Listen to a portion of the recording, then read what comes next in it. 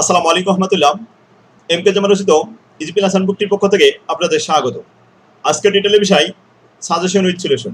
যে সমস্ত শিক্ষার্থীগণ জাতীয় বিশ্ববিদ্যালয় অধীনে বিবিএ থার্ড ইয়ার হিসাব বিজ্ঞান বিভাগ 2020 সালের পরীক্ষার্থী, তাদের উদ্দেশ্যে শর্টকাট সাজেশন। এম কে জামান রচিত ম্যানেজমেন্ট অ্যাকাউন্টিং, এটি খুবই গুরুত্বপূর্ণ একটি সাবজেক্ট। এই সাবজেক্টে এ প্লাস পাওয়া খুবই সহজ, কারণ এই সাবজেক্টে দেওয়া হয়েছে একটি শর্টকাট সিলেবাস। যে সিলেবাসে আছে মাত্র 9টি অধ্যায়। প্রফেসর ফ্রম পাবলিকেশনের বিস্ময়কর সাফল্য। 100% কমন পড়ে এই হ্যান্ডনোট থেকে, কারণ এই হ্যান্ডনোটে দেওয়া হয়েছে আমাদের গবেষণাকৃত প্রতিটি অধ্যায়ের ফরম্যাটের আলোকে গাণিতিক ও থিওরিটিক্যাল সমস্যার সমাধান। এই ফরম্যাটের বাইরে কোনো প্রশ্ন আসে না, যা বইয়ের শেষে প্রশ্নপত্রে উত্তর সংকেতের মাধ্যমে দেখানো হয়েছে। বিশেষ দ্রষ্টব্য, আমাদের বিস্ময়কর সাফল্যের পেছনে রয়েছে আমাদের নিজস্ব গবেষণা সেল। এই গবেষণা সেলেরই আবিষ্কার ফরম্যাট অনুযায়ী প্রতিটি অধ্যায়ের অঙ্কের বিন্যাস ও ইউটিউবে লেকচার ক্লাস। চূড়ান্ত পরীক্ষায় এই ফরম্যাটের বাইরে কোনো অঙ্ক থাকবে না ইনশাল্লাহ। তাই স্বপ্ন বাস্তবায়নে আপনিও আমাদের সাথেই থাকুন। ইউটিউবে যে এম কে জামান স্যার লিখে অনুসন্ধান করুন এবং প্লেলিস্ট থেকে আপনার কাঙ্ক্ষিত সাবজেক্টটি বাছাই করে নিন। এবার আসুন আমরা সিলেবাস নিয়ে আলোচনা করি। সিলেবাসের paper code 23-25-07, management accounting in English. এই সিলেবাসে আছে মোট 9টি অধ্যায়। ভালো ফলাফলের উদ্দেশ্যে প্রথমে এই 9টি অধ্যায়ের মধ্য থেকে আপনাকে 7টি অধ্যায় বাছাই করে নিতে হবে। যে 7টি অধ্যায় থেকে প্রতি বছরে গাণিতিক প্রশ্ন আসে। বি পার্ট এবং সি পার্টে গাণিতিক প্রশ্ন সমাধান করতে পারলে এ প্লাস পাওয়া আপনার জন্য খুবই সহজ হয়ে যাবে। সে অধ্যায়গুলো হলো 2, 3, 4, 5, 6, 7, 8, 9। শিক্ষার্থীগণ, 4 নম্বর অধ্যায়টা একটু গুরুত্বপূর্ণ কম। এখান থেকে বি পার্টে হয়তোবা একটা অঙ্ক থাকতেও পারে, না থাকতেও পারে। তাহলে আমরা আবারও বলি কোন কোন অধ্যায়গুলো আমাদের বাছাই করতে হবে। 2, 3, 5, 6, 7, 8 এবং 9। এখানে আমরা বাদ দিব তাহলে 4 এবং 1। 1 নম্বর থেকে 2 সেট থিওরিটিক্যাল প্রশ্ন আসবে। থিওরিটিক্যাল প্রশ্নয় সাধারণত নাম্বার কম আসে, এজন্য আমরা এই অধ্যায়টি একটু লেস ইম্পর্টেন্ট মনে করব। আর 4 নম্বর অধ্যায় থেকে একটি 4 মার্কের বি পার্টে থিওরি আসতে পারে অথবা গাণিতিক প্রশ্ন আসতে পারে, অ্যাক্টিভিটি বেস কস্টিং। অ্যাকাউন্টিং বিভাগের জন্য এই 4 নম্বর অধ্যায়টি ছোট একটা অধ্যায়। তো আসুন, এই ছিল আমাদের সিলেবাস নিয়ে আলোচনা। বাকি অধ্যায়গুলো সব গাণিতিক প্রশ্ন আসে। তো আমরা কোন কোন অধ্যায় বাছাই করলাম এখান থেকে, তাহলে 2, 3, 5, 6, 7, 8 এবং 9, এই 7টা অধ্যায় ভালোভাবে করতে পারলে এ প্লাস পাওয়া আপনার জন্য খুবই ইজি হবে ইনশাল্লাহ। তো এবার আসুন আমরা অধ্যায়ভিত্তিক সাজেশন দেখে আসি। 1 নম্বর অধ্যায় ইন্ট্রোডাকশন। এই অধ্যায় থেকে 100% থিওরি আসে। থিওরিগুলো খুব সহজভাবে মনে রাখার উদ্দেশ্যে প্রত্যেকটা অধ্যায় থিওরিগুলোকে আমি 3টি ফরম্যাটে ভাগ করে আলাদা করেছি। 1 নম্বর ফরম্যাটে ওই অধ্যায়ের সকল বেসিক প্রশ্নগুলো এক জায়গায় করে দিয়েছি। 2 নম্বর ফরম্যাটে হলো ওই অধ্যায়ের সৃজনশীল প্রশ্ন, কিউএল কোশ্চেন, বুদ্ধিমত্তা প্রশ্ন, জটিল প্রশ্নগুলো। আর 3 নম্বর ফরম্যাটে হলো পার্থক্যমূলক প্রশ্ন। এই পার্থক্যমূলক প্রশ্নগুলো বেশি আসে এবং এটা লিখলে একটু নাম্বার বেশি আশা করা যায়। তো ডিফারেনশিয়াল কোশ্চেনগুলো দিয়েছি 3 নম্বর ফরম্যাটে, আর কিউবেল কোশ্চেনগুলো দিয়েছি, বুদ্ধিমত্তা প্রশ্ন সব 2 নম্বর ফরম্যাটে, আর বেসিক প্রশ্নগুলো সব 1 নম্বর অধ্যায়ে দিয়েছি, 1 নম্বর ফরম্যাটে দিয়েছি। 1 নম্বর ফরম্যাটের একটা প্রশ্ন ভালোভাবে পড়লে বাকি প্রশ্নগুলো ওই বেসিক ভাবে লেখা যায় আর কি। তো থিওরিগুলো 3টি ফরম্যাটে ভাগ করেছি যাতে আপনারা খুব সহজে মনে রাখতে পারেন। আমি প্রত্যেকটা বইয়ে থিওরিটিক্যাল যত বই আছে, আপনার থার্ড ইয়ারে 8টি বই আছে, এই 8টি বই খুব সহজভাবে উপস্থাপন করেছি। যে থিওরি বইগুলো অনেকে মুখস্থ করতে পারে না, অ্যাকাউন্টিং এর স্টুডেন্টগুলো সাধারণত থিওরিতে দুর্বল থাকে, এজন্য আমি গবেষণা করে থিওরিকে খুব সহজভাবে উপস্থাপন করেছি যাতে আপনারা সহজে লিখতে পারেন এবং এ প্লাস যাতে পান, এ প্লাস না পাইলে অন্তত যাতে এ থাকে, সেজন্য ভালো নাম্বার পাওয়ার জন্য সুন্দরভাবে উপস্থাপন করেছি। তো আপনারা আমার বইটা সংগ্রহ করে নিন। যে যেখানে আছেন আপনারা, আমাদের অনলাইনে বই পাঠানো হয় অফিস থেকে। আপনার কপিটা সংগ্রহ করার জন্য স্ক্রিনে যে নাম্বারটি দেখতে পাচ্ছেন, এই নাম্বারে কল দিয়ে আমাদের অফিস থেকে আপনারা অনলাইনে বই নিতে পারেন। ঢাকার ভিতরে যারা আছে তারা হোম সার্ভিস পাবেন, সিটি সার্ভিসের মাধ্যমে বাসা নাম্বার দিলে বাসায় পৌঁছে দেওয়ার ব্যবস্থা করা যাবে। আর যারা ঢাকার বাইরে আছেন তাদের কুরিয়ারের মাধ্যমে পৌঁছে দেওয়া যাবে ইনশাল্লাহ। তো আমার সাথে আপনার কপিটা সংগ্রহ করার জন্য যোগাযোগ করুন আমাদের অফিসে। এবার আসুন আমরা 2 নম্বর অধ্যায় দেখে আসি। 2 নম্বর অধ্যায়, এটা খুবই গুরুত্বপূর্ণ একটি অধ্যায়। এই অধ্যায় থেকে প্রতি বছরে বি পার্ট এবং সি পার্টে 2 সেট প্রশ্ন আসে, গাণিতিক প্রশ্ন। এই অধ্যায়ের অঙ্কগুলি সহজভাবে শেখানোর উদ্দেশ্যে সিলেবাস অনুযায়ী আমি 4টি ফরম্যাটে ভাগ করে অঙ্কগুলো আলাদা করে দিয়েছি, কিন্তু পরীক্ষায় ইম্পর্টেন্ট হিসেবে এখান থেকে 3টি ফরম্যাটে অঙ্ক দিয়েছি। এক নম্বর ফর্মেট থেকে বেশি অঙ্ক দিয়েছি, কারণ এখানে বি পার্ট এবং সি পার্ট দুই সেট প্রশ্ন আসার সম্ভাবনা থাকে। এই জন্য প্রবলেম নম্বর 1, 5, 6, 7, 8, 13 এবং 15 এই অঙ্কগুলো দিয়েছি। পেজ নাম্বার 25, 26, 27, 28, 29, 33 এবং 35 নম্বর পেজে পাবেন। 2 নম্বর ফরম্যাট থেকে মাত্র একটি অঙ্ক দিয়েছি, প্রবলেম নম্বর 2, এটা আছে 47 পেজে। আর 3 নম্বর ফরম্যাট থেকে দুটো অঙ্ক দিয়েছি, প্রবলেম নম্বর 1 এবং 3, এটা পাবেন 49 এবং 52 নম্বর পেজে। এই ছিল আমাদের 2 নম্বর অধ্যায় সাজেশন। এই অঙ্কগুলো প্র্যাকটিস করলে আশা করি ইনশাআল্লাহ আপনি যে কোনো অঙ্ক সমাধান করতে পারবেন। শিক্ষার্থীগণ, অঙ্ক শেখার সময় সব সময় খেয়াল রাখবেন যে নিয়ম শিখতে হবে। অঙ্কের নিয়ম শিখতে হয়, অঙ্কের ফিগার সহ মুখস্থ করতে হয় না। কারণ যদি একটা ফরম্যাটের আপনি একটা বা দুইটা অঙ্ক করেন, তাহলে ওই ফরম্যাটে যতগুলো অঙ্ক আছে দেখবেন সব একই নিয়মে হচ্ছে। তো আমার বইটা আমি এই ফরম্যাট আবিষ্কার করে খুব সুন্দরভাবে ইজি করে দিয়েছি, যাতে ছাত্রদের জন্য খুবই সহজ হয়। গত বছরে জটিল প্রশ্ন হয়েছিল, আমাদের ছাত্রদের জন্য খুবই সহজ হয়েছিল, কারণ আসলে প্রশ্ন জটিল হয়নি, প্রশ্ন সব এই ফরম্যাটের মধ্যেই ছিল। কিন্তু বোর্ড প্রশ্ন রিপিট না করার কারণে যারা বাইরের সাধারণ বইগুলো যাদের কাছে ছিল, তারা বোর্ডের অঙ্কগুলো করে গেছে, যার কারণে তাদের কাছে এটা জটিল মনে হয়েছে। আসলে কিন্তু জটিল ছিল না। দেখবেন 19 সালের প্রশ্নগুলো আমি উত্তর সংকেত দিয়েছি, প্রত্যেকটা কোন ফরম্যাট থেকে কিভাবে আসছে। কিন্তু আপনাদের যারা 19 সালে পরীক্ষা দিয়েছে 95% স্টুডেন্ট সবাই খারাপ করে, হয়তো ফেল না হলেও তাদের রেজাল্টটা খারাপ হয়ে যেতে পারে। তো এদের কারণ হচ্ছে আসলে তারা নিয়মটা শিখতে পারেনি। তাই একটা ভালো বই একজন শিক্ষকের মতো ভূমিকা রাখে, কারণ ভালো বই যখন সাজানো থাকে, একজন শিক্ষার্থী বইটা দেখলেই সহজে সবকিছু আয়ত্ত করতে পারে। এই জন্য ভালো রেজাল্ট করার জন্য যেমন একটা ভালো বই দরকার, তেমন একটা ভালো শিক্ষক দরকার, তেমন একটা ভালো গাইডলাইন দরকার। তাই শিক্ষার্থীদের কথা মাথায় রেখে, এই ছাত্রদের কথা মাথায় রেখে আমি বইগুলো খুব সুন্দরভাবে সাজাইছি।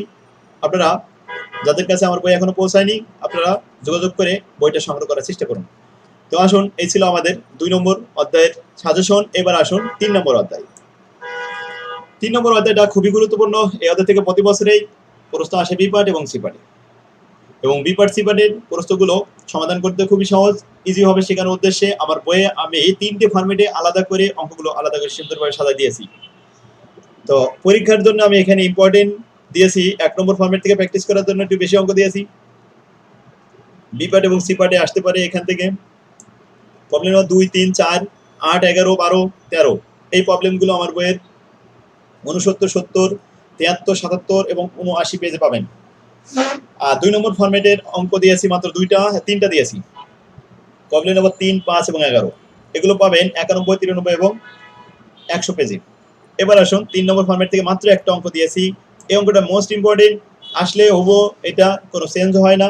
তো এই অঙ্কটা একটু গুরুত্ব সহকারে দেখবেন। 3 নম্বর ফরম্যাট, প্রবলেম নম্বর 1। এই ছিল 3 নম্বর অধ্যায় সাজেশন, সব থেকে সহজ একটা অধ্যায়। আর প্রত্যেকটা ক্লাস ইউটিউবে দেওয়া আছে, আর লাইভ ক্লাস হচ্ছে জুমের মাধ্যমে এবং ওবিএস এর মাধ্যমে।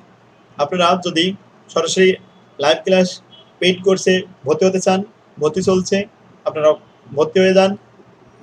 এখন নতুন ব্যাচ চলছে, এছাড়া অনেকগুলো ব্যাচ হবে। তো আপনারা যে ব্যাচেই ভর্তি হতে চান, আপনারা যোগাযোগ করুন আমার সাথে।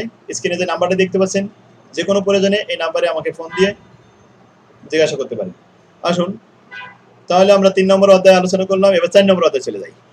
4 নম্বর অধ্যায়, এটা অ্যাক্টিভিটি বেস কস্টিং, এটা লেস ইম্পর্টেন্ট একটা অধ্যায়। অধ্যায়টি খুবই ছোট, এখান থেকে থিওরি অথবা গাণিতিক প্রশ্ন আসতে পারে, তবে গাণিতিক প্রশ্ন আসলে এটা বি পার্টে আসবে। তো এখানে প্র্যাকটিস করার জন্য আমার বই থেকে আমি কয়েকটা অঙ্ক দিয়েছি। এই অঙ্কগুলি 3টি ফরম্যাটে ভাগ করে আলাদা করেছি আমার বইয়ে। তার মধ্যে 1 নম্বর ফরম্যাট থেকে মাত্র একটা অঙ্ক ইম্পর্টেন্ট দিয়েছি, 3 নম্বর প্রবলেম, এটা 120 নম্বর পেজে আছে। 2 নম্বর ফরম্যাট থেকে কয়েকটা অঙ্ক দিয়েছি, প্রবলেম নম্বর 1, 2, 10, 15। 3 নম্বর ফরম্যাট থেকে 3টে অঙ্ক দিয়েছি, প্রবলেম নম্বর 1, 5 এবং 20। এগুলো পেজ নাম্বার সহ দেওয়া আছে, এগুলো আপনারা দেখতে পারেন। খুবই সহজভাবে উপস্থাপন করেছি এবং ইউটিউবে আমি এই অধ্যায়ের উপরে ক্লাস দিয়েছি। এবার আসুন 5 নম্বর অধ্যায়, cost volume profit. Cost volume profit এটা খুবই গুরুত্বপূর্ণ একটি অধ্যায়। এই অধ্যায়ের অঙ্কগুলি 4টি ফরম্যাটে ভাগ করে আমার বইয়ে আমি সুন্দরভাবে সাজা দিয়েছি। এখান থেকে মাত্র 8টি রিকোয়ারমেন্ট শিখতে হয়, আর খুব সহজ হবে। এগুলো সূত্রগুলো মুখস্থ করা লাগবে না, আমরা রিকোয়ারমেন্টগুলো করতে করতেই সূত্রগুলো আয়ত্তে চলে আসবে।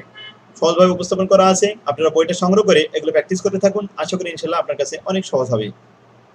5 নম্বর অধ্যায়ের পরীক্ষার জন্য আমি এখানে ইম্পর্টেন্ট দিয়েছি ফরম্যাট 1 থেকে 4টে অঙ্ক, প্রবলেম 1, 3, 4 এবং 5, 164, 67 এবং 67 নম্বর পেজে আছে।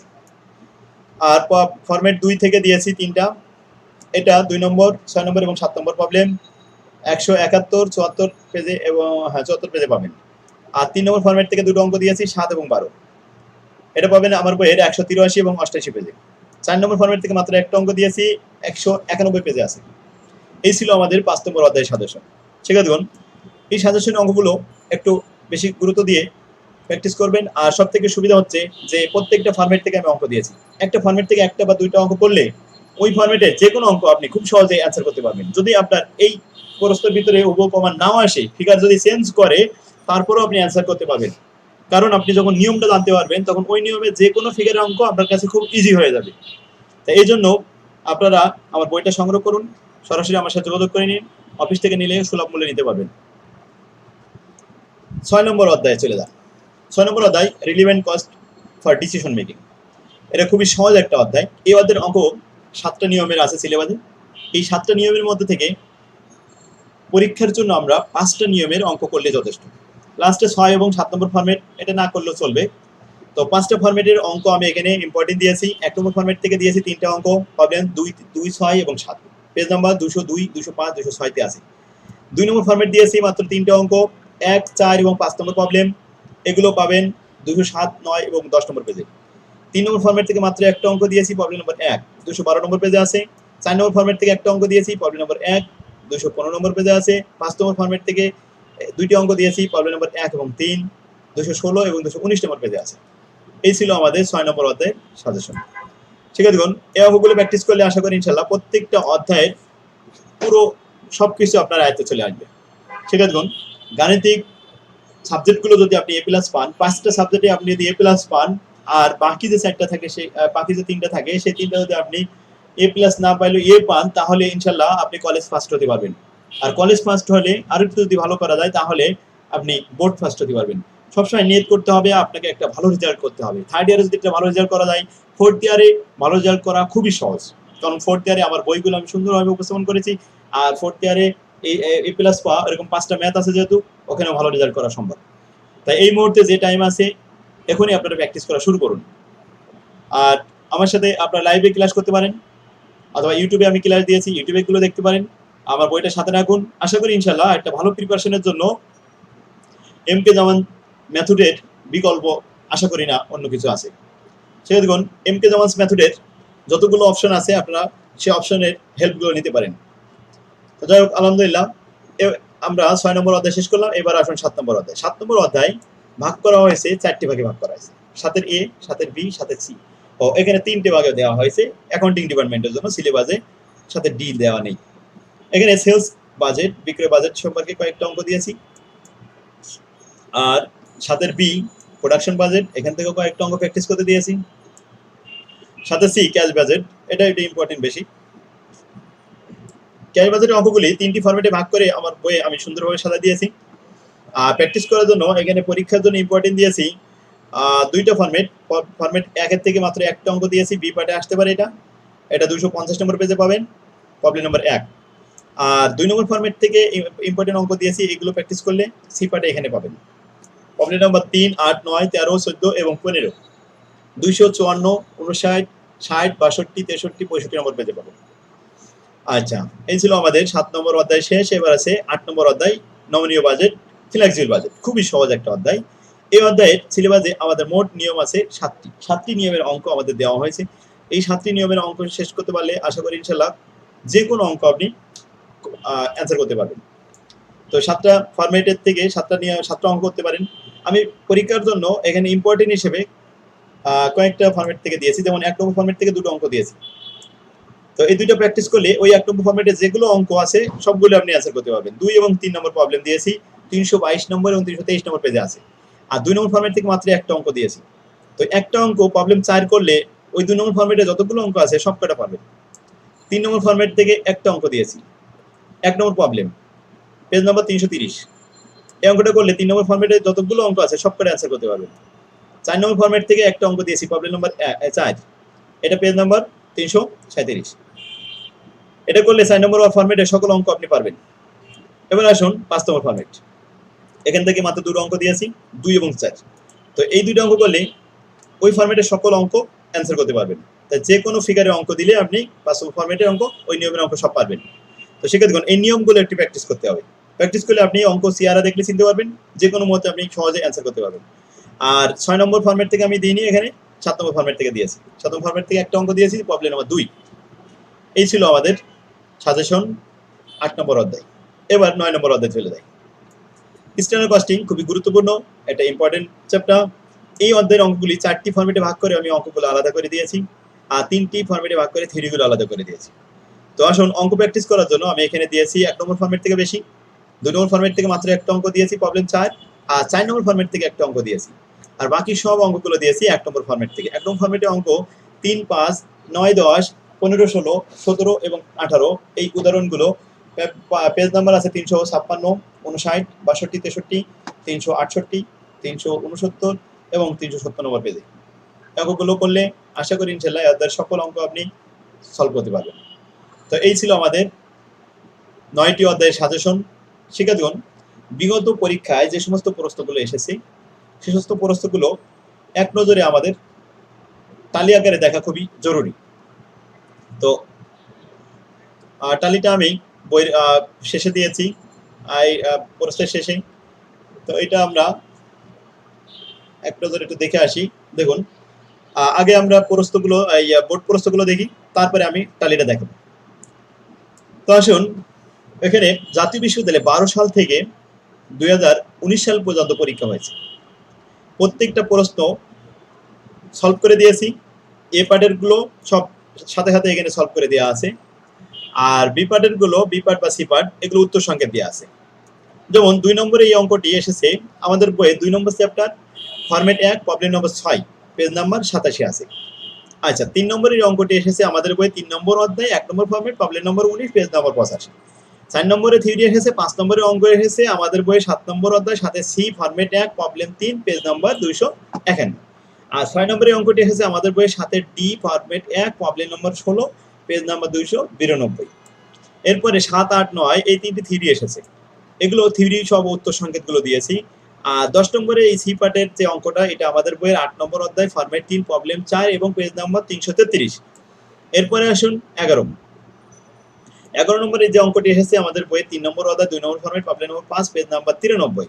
আর 12 নম্বরের অঙ্কটি এসেছে আমাদের বইয়ে 7 নম্বর 7 B format 2 problem 5 format page number 241। 13 নম্বরে অঙ্কটি এসেছে 7 সি ফরম্যাট 1 প্রবলেম নম্বর 3 পেজ নাম্বার 251। আর 14 নম্বরের অঙ্কটি এসেছে 7 ডি ফরম্যাট 1 প্রবলেম নম্বর 12 পেজ নাম্বার 288। এরপরে 15 নম্বর অঙ্কটি এসেছে চ্যাপ্টার 5 ফরম্যাট 1 প্রবলেম নম্বর 4 পেজ নাম্বার 166। 16 নম্বরের অঙ্কটি এসেছে আমাদের অধ্যায়ের আমাদের বইয়ের অধ্যায় নম্বর 6 ফরম্যাট 5 প্রবলেম 2 পেজ নাম্বার 218। এরপরে 17 নম্বর অঙ্কটি এসেছে আমাদের বইয়ের চ্যাপ্টার নম্বর 9 ফরম্যাট 1 প্রবলেম নম্বর 4 পেজ নাম্বার 358। এইভাবে প্রত্যেকটা প্রবলেমের উত্তর সংখ্যা দেওয়া আছে। শিক্ষার্থীগণ, এগুলো 12 সাল থেকে শুরু হয়ে এই মোট 19 সাল পর্যন্ত প্রত্যেকটা সালের প্রশ্ন উত্তর সংকেত সহ এখানে দেওয়া আছে, এগুলো আপনারা প্র্যাকটিস করবেন। আর একত্রে শিক্ষার্থীগণ, এই যে 12 সাল থেকে 19 সাল পর্যন্ত পরীক্ষা হয়েছে, এই পরীক্ষার প্রশ্নগুলো কোন অধ্যায় থেকে কতগুলো প্রশ্ন এসেছে এবং সেই প্রশ্নগুলো এক নজরে দেখার জন্য আমি একটা টালি আবিষ্কার করেছি, টালির চার্ট তৈরি করেছি। এই চার্টটা এক নজরে আমি একটু আপনাদেরকে দেখাতে চাই। তো এটা আমার বইয়ে আমি সুন্দরভাবে উপস্থাপন করে দিয়েছি, এটা আপনি দেখলে খুব সহজে সাজেশনটা করতে পারবেন। দেখুন, বইয়ের শুরুতে আমি এটা দিয়েছি। এই চার্টটা এক নজরে দেখলে যে কোনো অধ্যায়ের সম্পর্কে একটা ধারণা আসবে। যেমন আমি এখানে লিখে দিয়েছি আমাদের আবিষ্কৃত ফরম্যাটের এই ফরম্যাট আকারে আমি এখানে দিয়েছি। যেমন আমরা 1 নম্বর অধ্যায় 100% থিওরি আসে। 100% থিওরি, যেমন এখানে এ পার্টে দেখেন 12 সালে একটা আসছিল প্রশ্ন, ছোট প্রশ্ন। 13 সাল, 14 সাল, 15 সালে আসেনি, কিন্তু 16 সালে এসেছে কত? একটা এসেছে। 17 সালে 3টে প্রশ্ন এসেছে। 18 সালে একটা এসেছে। 19 সালে 4টা প্রশ্ন এসেছে, ছোট প্রশ্ন। আর 20 সালে এখান থেকে 2 অথবা 3টে 100% আসতে পারে। তাহলে 12 সাল থেকে শুরু করে 19 সাল পর্যন্ত এক নজরে আমরা দেখলাম। এ পার্টের সাজেশন হিসেবে আমাদের 2 অথবা 3টে এখান থেকে আসবে।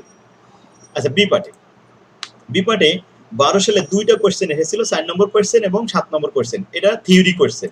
টিতে থিওরি ফরম্যাট 3 নম্বর ফরম্যাট হচ্ছে ডিফারেনশিয়াল কোশ্চেন, পার্থক্যমূলক প্রশ্ন ছিল। এই 2টা প্রশ্ন এসেছিল 12 সালে, কিন্তু 13 সাল, 14 সাল, 15 সালে কিন্তু এই অধ্যায় থেকে আর কিছু আসেনি। তবে 16 সালে এসেছিল একটা কোশ্চেন 3 নম্বর ফরম্যাট থেকে, 17 সালে আসেনি। 18 সালে যে আবার 2টো প্রশ্ন এসেছিল, এখানে 3 নম্বর ফরম্যাট থেকে এসেছিল 2টো প্রশ্ন। আচ্ছা, এরপরে এই 20 সালে, 19 সালে আসেনি, তবে 20 সালে এখান থেকে আসতে পারে 100%, একটা অথবা 2টা। তো আমরা অবশ্যই জানি যে অনুমান করে নিয়েছি যে বি পার্টে অবশ্যই এখান থেকে থাকবে একটা অথবা 2টা। এবার আসুন সি পার্টে থিওরি প্রশ্ন এই অধ্যায় থেকে প্রতি বছরে আসে এবং এবছরেও আসবে বলে আমি এখানে ধারণা করে অ্যান্সার দিয়ে এখানে সাজেশন করে দিয়েছি, একটা অথবা 2টা 100% থিওরি আসবে। তাহলে 1 নম্বর অধ্যায় থেকে 12 সাল থেকে 19 সাল পর্যন্ত আমরা এক নজরে সাজেশন দেখলাম। এই চার্টটা আপনাদের দেখা খুবই জরুরি। আমার বইয়ে এই প্রত্যেকটা অধ্যায় ভিত্তিক চার্ট দিয়েছি। দেখুন, 2 নম্বর অধ্যায় খুবই গুরুত্বপূর্ণ একটা অধ্যায়। প্রতি বছরে এই অধ্যায় থেকে গাণিতিক প্রশ্ন বি পার্ট এবং সি পার্টে আসে, আর থিওরিটিক্যাল প্রশ্ন এ পার্টে আসে। এ পার্টে 2টা, 3টা, 4টা করে প্রশ্ন আসে। এবছরেও 3টা অথবা 2টা আসতে পারে। আচ্ছা, বি পার্টে এখান থেকে থিওরি এবং গাণিতিক প্রশ্ন, এই ম্যাথ প্রশ্নগুলো সব এম দ্বারা প্রকাশ করা হয়েছে। এমতে ম্যাথ আর টিতে থিওরি। তো এখানে দেখুন, ম্যাথ প্রশ্ন আসছে 1 নম্বর ফরম্যাট থেকে, থিওরি প্রশ্ন আসছে 1 নম্বর ফরম্যাট থেকে। এভাবে ম্যাথ এবং থিওরি এই অধ্যায় থেকে বি পার্টে আসে বেশি, 2 নম্বর অধ্যায় থেকে। আচ্ছা, সি পার্টেও 2 নম্বর অধ্যায় থেকে প্রতি বছরই একটা অথবা 2টা প্রশ্ন থাকে। যেমন এখানে এই প্রথম আসছে 10 নম্বর কোশ্চেন, তারপরে 10 নম্বর কোশ্চেন, এই 11 নম্বর কোশ্চেন, এই 10 নম্বর কোশ্চেন, এই 13 নম্বর কোশ্চেন, এগুলো সব আসছে 2 নম্বর অধ্যায় থেকে। তাহলে 12 সালে কিছু আসেনি, 13 সাল, 14 সাল, 15 সাল, 16 সাল, 17 সাল, 18 সাল, 19 সাল পর্যন্ত প্রতি বছর এই প্রশ্ন আসে। তার মানে 20 সালে অবশ্যই 100% আমরা আশা করি এখান থেকে একটা অথবা 2টা প্রশ্ন থাকবে, গাণিতিক প্রশ্ন। তাহলে 2 নম্বর অধ্যায় সম্পর্কে আমরা ধারণা নিলাম। এবার টালিটা দেখি 3 নম্বর অধ্যায়। 3 নম্বর অধ্যায় এরকম 4 নম্বর অধ্যায়, 5 নম্বর অধ্যায়, 6 নম্বর অধ্যায়, সকল অধ্যায় এগুলো আমি টালি করে সুন্দর করে দিয়েছি। এগুলো আপনারা একটু দেখবেন। যখন যে অধ্যায়টা কমপ্লিট করবেন তখন সেই অধ্যায়ের এই টালিটা দেখলে আপনার নজরে এটা কনসেপ্টটা ক্লিয়ার হয়ে যাবে যে আসলে এই অধ্যায় থেকে আমাদের কি কি প্রশ্ন আসবে। এজন্য আমি এই টালি চার্টটা আবিষ্কার করে দিয়েছি, আপনাদের জন্য খুবই সহজ হবে ইনশাল্লাহ। তো শিক্ষার্থীগণ, আমরা এতক্ষণে সাজেশন ক্লাসটা নিলাম। সাজেশনের একটা সাবজেক্টে কি কি আসতে পারে, A part, B part, C part, কোন অধ্যায় থেকে কি আসবে, সিলেবাসে কয়টা অধ্যায় আছে, এই বিষয় নিয়ে আমরা অনেক আলোচনা করেছি। তো ভিডিওটা যদি আপনার ভালো লাগে তাহলে আপনার শেয়ার করে নিজ টাইম লাইনে রেখে দিন। আর পাশাপাশি যদি আপনারা কলেজ গ্রুপে শেয়ার করতে পারেন তাহলে বন্ধুদেরও অনেক উপকার হবে। আর পাশাপাশি আমি আরও আপডেট ভিডিও নিয়ে আসবো। এই জন্য আপনার কি ভিডিও লাগবে সেই ভিডিওর জন্য আপনি কমেন্টে লিখবেন আর কি কি ভিডিও চাই। আর চ্যানেলটা সাবস্ক্রাইব করে রাখলে নতুন নতুন ভিডিওগুলো আপনার পেতে সুবিধা হবে। তো শিক্ষার্থীগণ, ভিডিওটা অনেক বড় হয়েছে, আপনারা ভালো থাকেন, সুস্থ থাকেন। আগামী ভিডিওতে আবার দেখা হবে। এতক্ষণে আমি এম কে জামান আপনাদের সাথেই ছিলাম। আল্লাহ হাফেজ। আসসালামু আলাইকুম রহমতুল্লাহ।